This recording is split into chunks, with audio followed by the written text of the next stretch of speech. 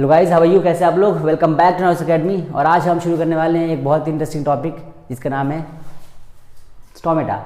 Stomata क्या होता है इसको समझते हैं, एक बार पढ़ते हैं। देखिए, जब भी कभी न्यूट्रिशन होता है, ऑटोट्रॉफिक न्यूट्रिशन, तो इसमें क्या होता है कि प्लांट्स को फूड बनाने के लिए क्या चाहिए होता है?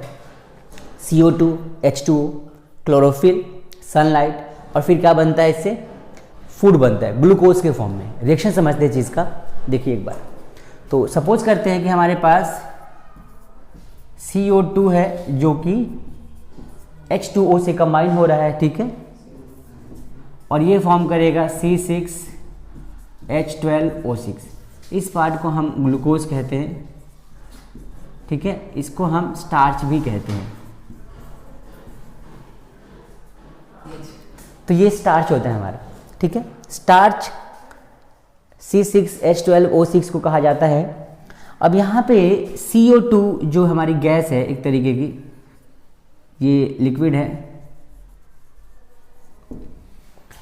ये दोनों कंबाइन होंगे तो यहाँ पे सनलाइट की ज़रूरत पड़ती है, और सनलाइट को जो एब्जॉर्ब कर सके, जिसकी वजह से एनर्जी फॉर्म होती है, वो हमारा होता है क्लोरोफिल।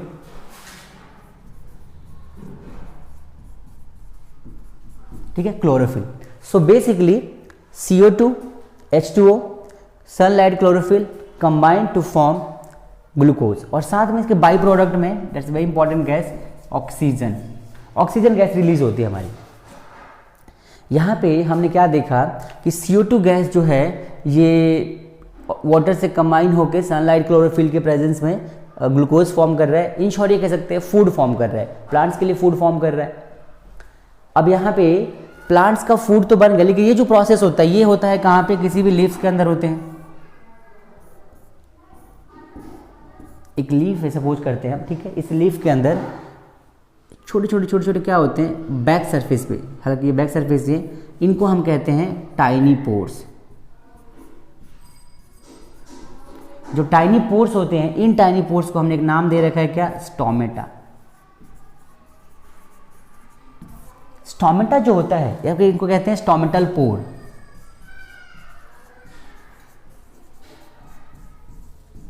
ठीक है, टाइनी पोर्स को स्टोमेटा कहते हैं, स्टोमेटल पोर्स भी कहते हैं। ये जो टाइनी पोर्स होते हैं ये बहुत ही इंपॉर्टेंट रोल प्ले करते हैं फोटोसिंथेसिस रिएक्शन के लिए। This is called photosynthesis reaction.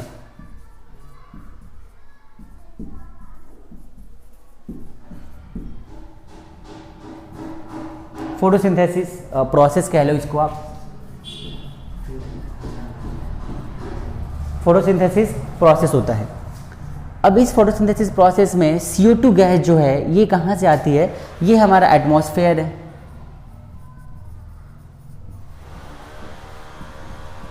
Atmosphere में आपको पता है CO2 गैस है हमारे पास, तो CO2 गैस एटमॉस्फेयर से लीव्स के अंदर आती है, और लीव्स के अंदर ये रिएक्शन होता है, फिर यहाँ से ऑक्सीजन गैस बाहर निकल जाती है। This is the phenomena basically that happens in a photosynthesis reaction, कि CO2 गैस बाहर से यहाँ पे आना होता है, और यहाँ पे क्या होता है? यहाँ पे होता है ये वाला रिएक्शन, जिसकी वजह से ये ऑक्सीजन बाहर निकल जाता है यहाँ से।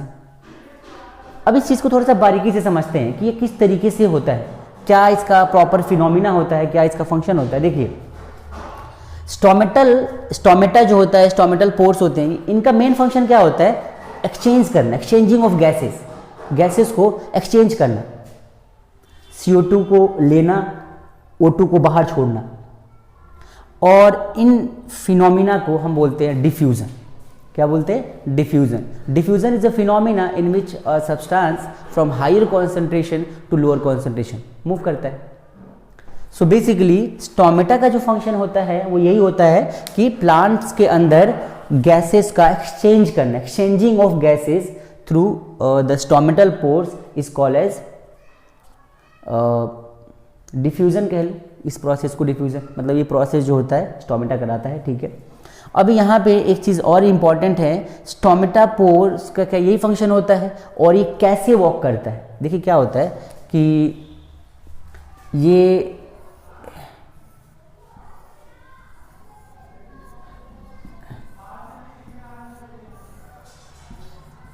इस तरीके से ये जो पोर्स होते हैं ना, बेसिकली आप समझिए इसको थोड़ा सा, डायग्राम तो इतनी अच्छी नहीं है मेरी, आपको शायद समझ में आ जाए। ये हमारे बेसिकली गार्ड सेल्स होते हैं।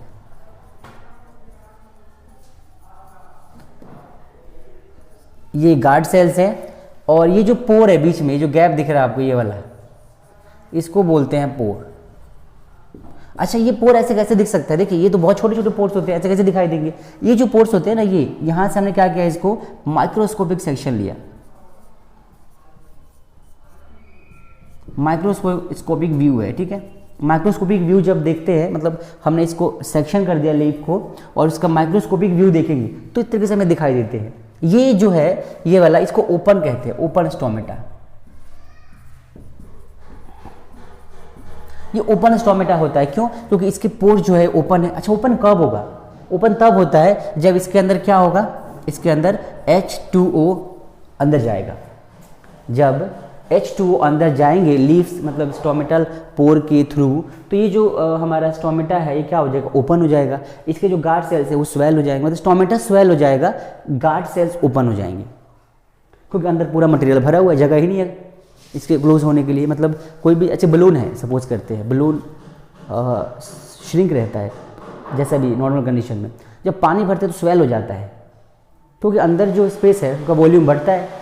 सिमिलर प्रोसेस यहाँ पर भी होता है कि हमारे पास जो ये स्टोमेटा है, इसके अंदर जब वाटर जाता है तो ये क्या करता है, ये एक्सपेंड होता है, स्वेल हो जाता है, और स्वेल होने के बाद इसके गार्ड सेल्स ओपन हो जाते हैं।